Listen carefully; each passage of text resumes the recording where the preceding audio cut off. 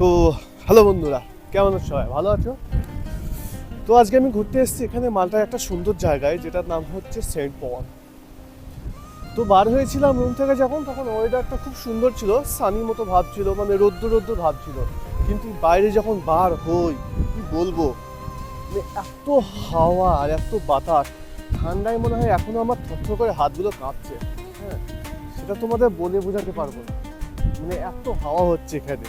তো আমি বলবো এইদিকে মানে সমুদ্র মানে এত পাগল হয়ে গেছে না, কি বলবো, প্রকৃতির সৃষ্টির মাঝখানে যে এত ভয়ানক দৃশ্য, মানে আমি আগে কখনো দেখিনি, সত্যি করে বলবো।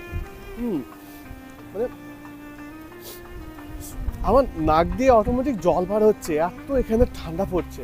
এখানে টেম্পারেচার দেখা যাচ্ছে 13 ডিগ্রি, কিন্তু ফিল হচ্ছে -5, এত ঠান্ডা, কিছু বলার নেই।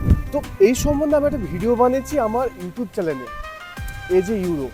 তো লিঙ্কটা ডিসক্রিপশনে দেওয়া আছে, বা আপনি এই শর্টটা দেখে মেন ভিডিওতে এন্ট্রি করতে পারেন। Thank you, bye by.